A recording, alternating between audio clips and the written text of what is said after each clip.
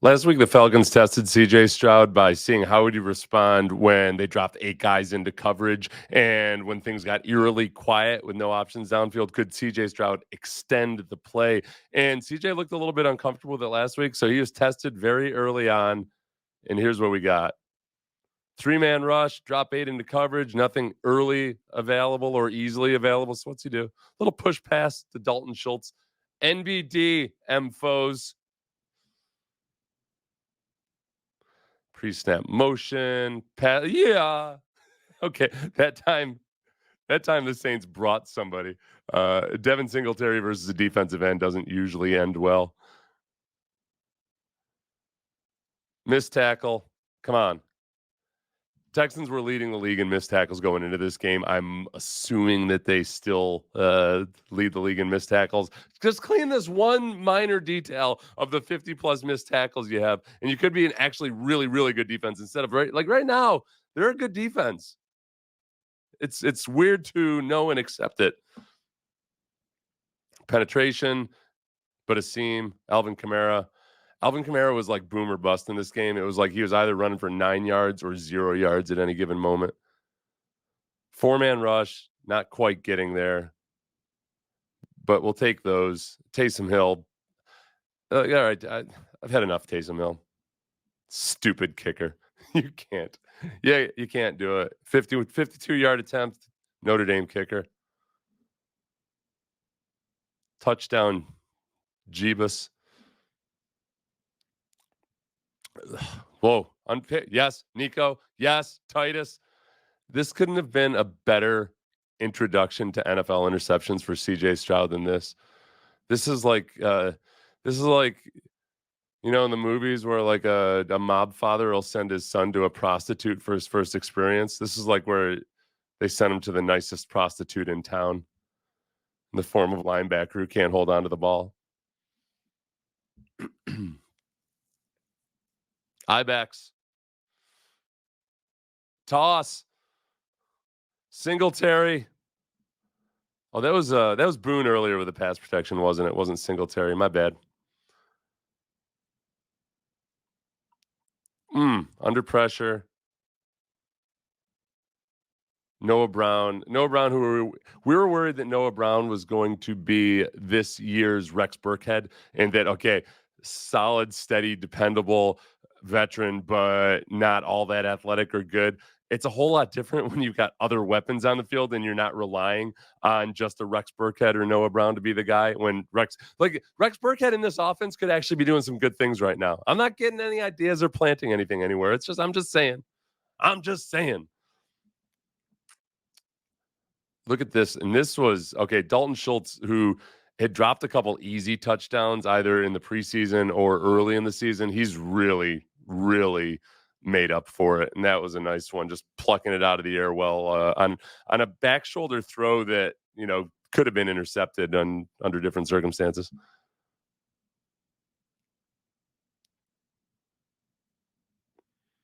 Here we have another, Schultz, fast release.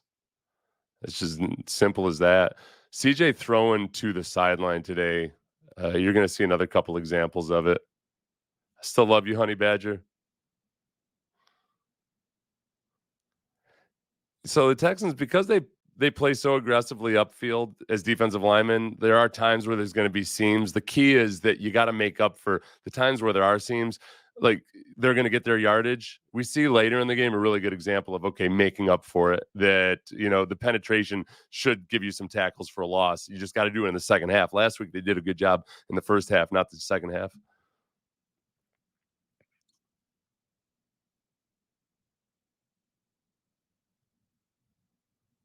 Four-man rush, just not quite getting there.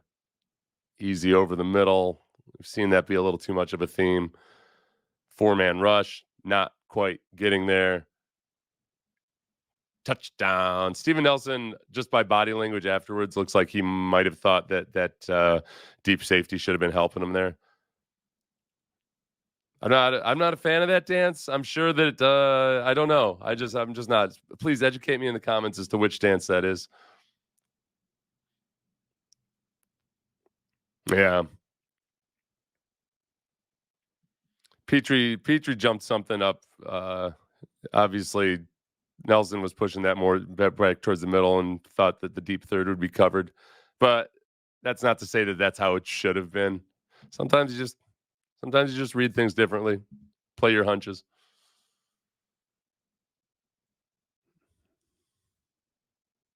Nice. I missed that one in the game. Had to process it a little bit. Okay, two backs in the backfield was a little bit of cleverness and creativity that we know the rule. When it works out, I applaud your ingenuity. When it doesn't work out, they're trying to be too cute. But that's the key. Like, it's hard to be both clever and to execute. That's the coaching challenge in the week. Anybody can draw up a bunch of cool plays on the whiteboard. It's a matter of getting guys to execute. And I thought they did a really good job of it yesterday, creating misdirection in the backfield.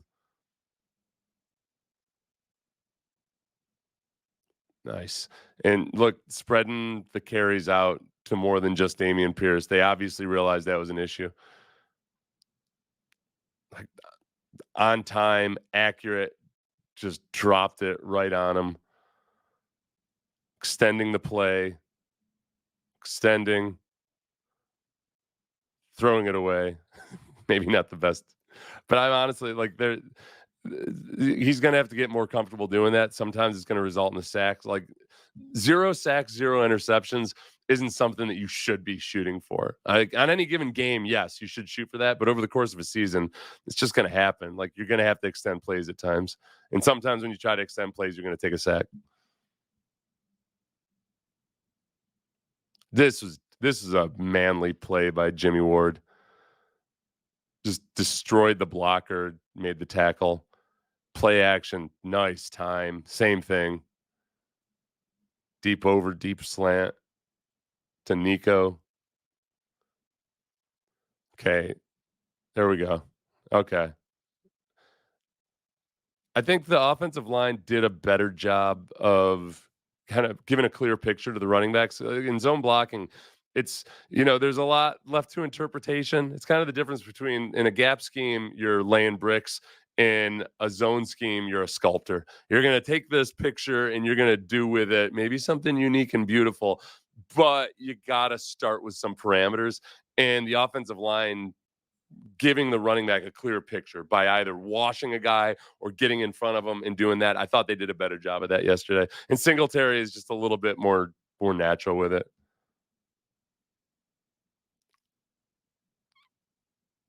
And or Boone. I don't have the audio on here. Let's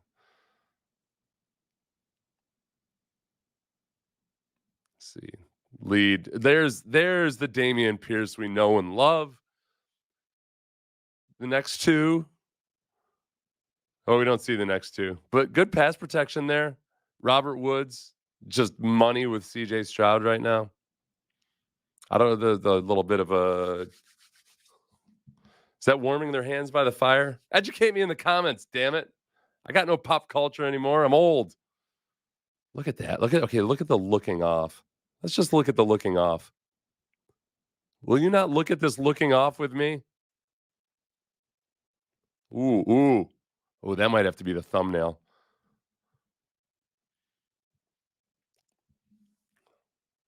Left, right, center. Boom. Sculpting. He's sculpting. Hey, boy, and that look at that window, how quick it was closing, and just him anticipating and understanding where it was. Not Derek Carr. Screw him. Just a fine enough human being. I'm in Texans mode right now. Underneath, look, you can accept this. You're gonna let some of those receptions up. Yeah, okay. They need to, okay. You can accept it here and there. They need to do a better job of pouncing on some of that stuff.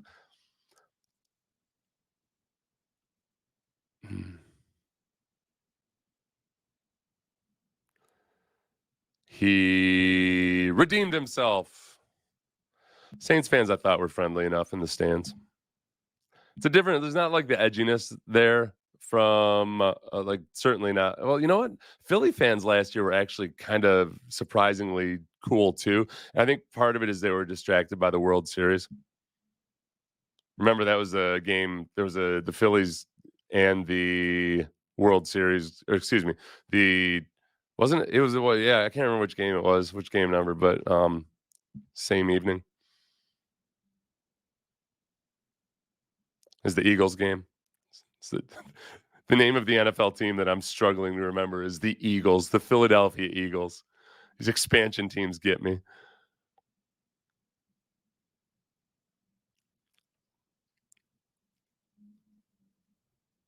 What's going on here?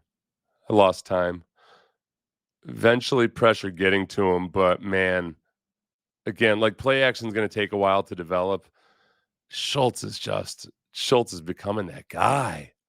Might be mid-season salary cap, mid-season extension on the contract. Let's start thinking about these things, young man. Think about your future. Damn right. Damn right you throw that flag, but kind of like secretively and just near the pylon, so in the press box you can't see it. I found. I was paused for some reason. And then I came back to it. Look at my little purple pointer. Just watch it again for good measure. I got to be honest with you. I thought that was a fine enough call, but they were really inconsistent with what they were calling and how in this game. I'll take it. I'll take it. Extend. Oh, careful there, but whoa, you're really extending. You've extended beyond the realms of your. Oh, that's a nice one. Okay. That could have been a great one.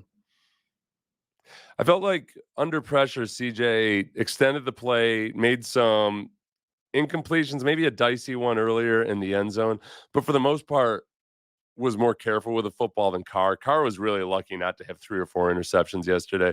He did not respond to pressure well at all. Blitz, I thought the Texans did a good job of disguising blitz and coming from deep. Also doing what they just did there, lining up a bunch of guys, showing blitz, and then dropping off into coverage.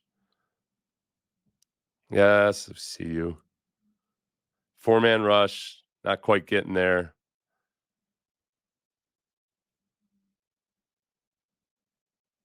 Blitzy Itzy. Switch that, take that. Ta. Don't ever let me say Blitzy Witsy again. 20-13. Texans take the lead. Could you please go down and score some?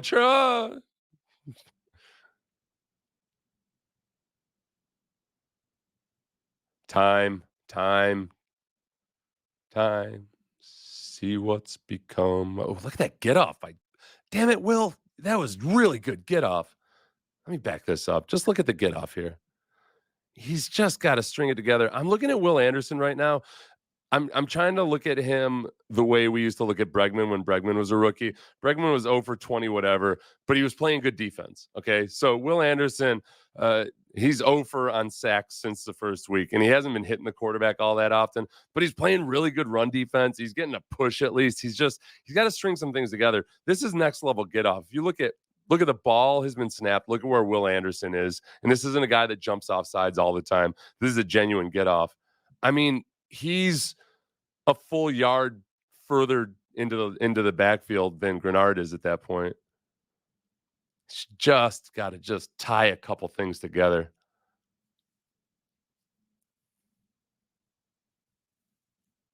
Blitz. Mind your edges, young men. 20-13, red zone. Yeah. Kick the field goal. They feel like they've been driving on the Texans. They saw the Texans in the second half last week. Reasonable for them to do that there, I think.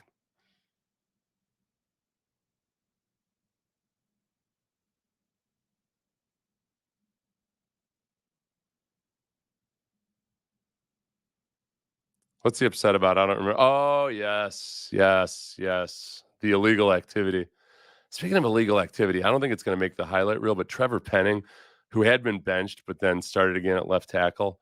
No, this is nice. Okay, so 2 things. 1, Trevor Penning played like ass. And 2, I think the Texans were doing a good job where if they can't get their zone running game going the way they really want to, Slowick still wants to be able to stretch the field horizontally. So they're using the end arounds and the reverses and some of those things as a substitute for now, at least.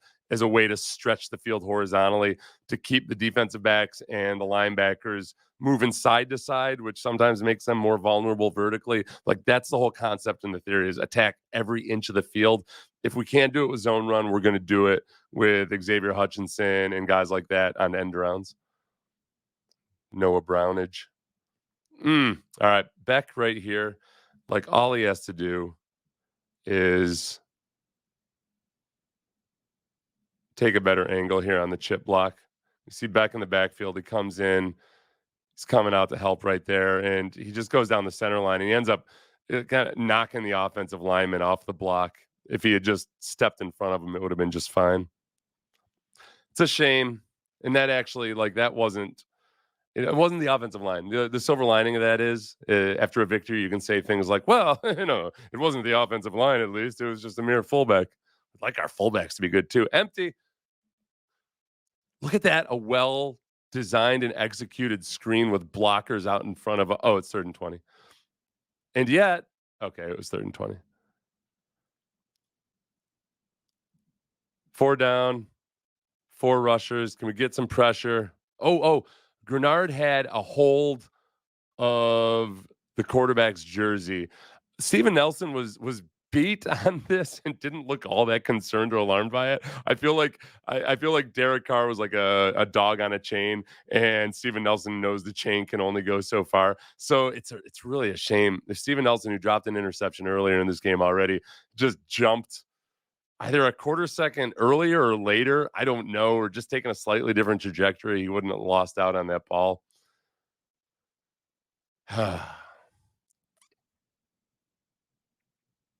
There's good penetration, but sometimes that creates a seam, and you got linebackers who are stuck on blocks right here. Let's see how many yards this goes for. 5, 9. Good job by the safeties, though, and the cornerbacks, at least keeping these mid-range runs from turning into longer ones. They did a good job of like being the last line of defense. All right, 4th and 4, 20-13, 4 minutes, 41 seconds left. This would be the second to last series for the Saints. Everybody up at the line of scrimmage, right? Showing, man, you got a single high safety. But what happens? Everybody drops out. And Shaq Griffin and Blake Cashman do a good job of anticipating that, getting up and making the tackle, and doing it with great vigor. The ball was uncatchable because he had the human being piggyback on him, all right? I'm not saying he would have caught it, but it would have been catchable. Not to mention there was also an illegal a late hit on the quarterback. Yeah. Late hit on the quarterback, who knows, might have been better because you would have not gotten as far downfield. Sucked up more time off the clock. Nope. That's a stupid theory, Seth. Passing. 4-man rush. Grenard brings some heat on the 4-man rushes. We need to do a better job overall. I say they. I used to be one of them. I used to be one of the guys not getting an adequate pass rush. And now I have to sit back and think about the anti-glory years.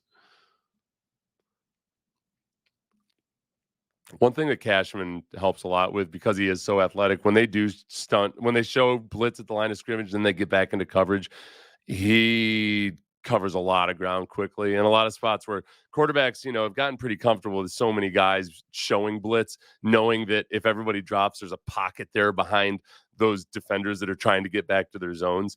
Cashman kind of reels in that space before the receivers can get there. Blitz from deep. Altered his throwing motion just enough. Would have been better off as a team, in theory, without this interception, because the Texans wouldn't have had to try to go into the victory formation just to get out of the end zone. But I'm glad that Steven Nelson, who missed an opportunity at interception twice in this game already, finally did get one, and obviously it all worked out. So there we go. CJ duck walking on out of there. D'Amico sportsmanlike in defeat. Always Austin Deculus, glorious hair and facial hair. I like that kid. I hope he continues to improve and gets a shot. CJ Stroud talking to his mentor. I don't know if they've ever met before. I'm going to call him his mentor. And Dennis Allen, tough one for Dennis Allen. I am unabashedly in love with a 3-3 football team. I'm not ashamed of it. I make no apologies for them. I feel very much, I think, the way that Lions fans probably felt about Dan Campbell when they started to think, like, oh, we got a respectable football team here. And, like, so far, knock on wood, the Texans haven't had to go through the pain that the Lions fans did last year when the Lions started out so miserably. So, defense, I know the defense has its warts and blemishes and things that make you nervous, but they're playing generally good, solid defense. The points on the scoreboard are what really matter the most. Right now, sometimes they're a little bit more bend but don't break than you'd like. But bending but don't breaking is better than bending and then breaking. So I'll take it for now. I think D'Amico's been appropriately aggressive. And offensively, Stroud continues to improve. This next step in his maturation is learning when to extend plays. He's thrown a pick. He's gotten that. Someday he'll probably throw a pick that doesn't immediately get turned back over to his offense. Maybe not, but most likely. And feeling good going into the bye week. Leave your comments. Please like, follow, subscribe, share, tell a friend. And if you see something, say something. Good day.